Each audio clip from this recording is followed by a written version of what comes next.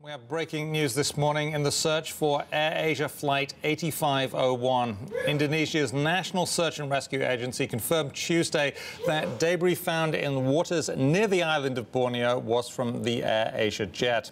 Also, at least 6 bodies out of a total of 162 passengers have been recovered, and a 24-hour recovery operation has been launched. WSJ's aerospace reporter Robert Wall has been following the bulletins coming from the region, and he joins us now. Good morning, Robert. Good morning. Now, the waters where the debris was found is relatively shallow. That seemed to help the rescuers spot some of the wreckage. Is that correct? Yeah, absolutely. I mean, I think, as you point out in the introduction, huge developments overnight in the search. You know, yesterday we were still looking at where is this plane now. Not only have we found items, you know, they've started recovering debris, they've started recovering remains, bodies, and as you point out, it looks like the recovery and salvage operation could be aided by the location of the plane. However, I should caution, it looks like the weather could be difficult. High waves, apparently, and people are warning that could slow things down. I've heard that those waves are not just a little bit high, they could be like 12 feet high in some cases. That would make the recovery quite a problem, couldn't it?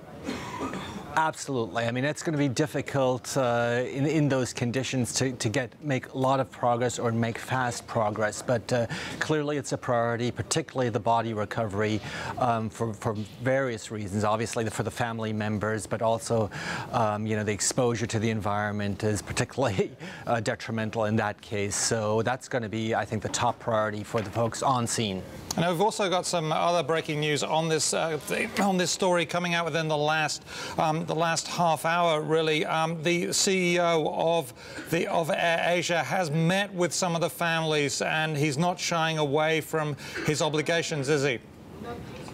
No, not at all. I mean, Tony Fernandes has been very proactive, not just in this case. You know, he's been a very active CEO, and you can really tell that he's really, his heart's in this. I mean, he's really suffering along with the families, and he's been really trying to stay out front and be communicative as much as he can. Yeah, it's you know, it's his airline as well, and it's you can tell how he's acting. And he won't run from monetary obligations as compensation. That's one of the flash headlines that we have coming through. The other situation is that AirAsia and Indonesia will ask for help in the recovery. Will they also ask for help from other countries in determining what caused the crash? Because analyzing those flight data recorders can be quite tricky, can't it?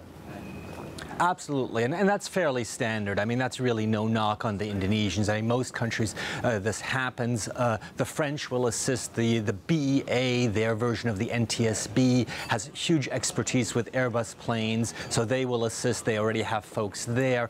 Airbus will provide a technical expertise. They made the plane, the A320.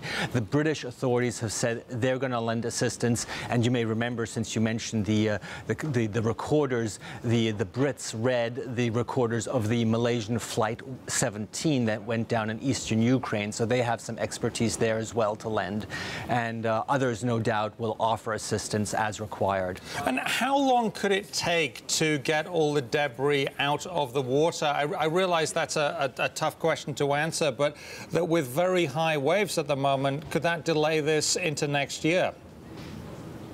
It can certainly slow things down. You also have to think you may not have to recover everything, right? I mean, once you've recovered the bodies, probably your next priority is the so-called black boxes, the cockpit voice and the flight data recorders, because that's what investigators really will be leaning on heavily to find out what happened. And what do you need to recover beyond that? Well, that's going to be a bit of a question, and that may not be the top priority in just a couple of days.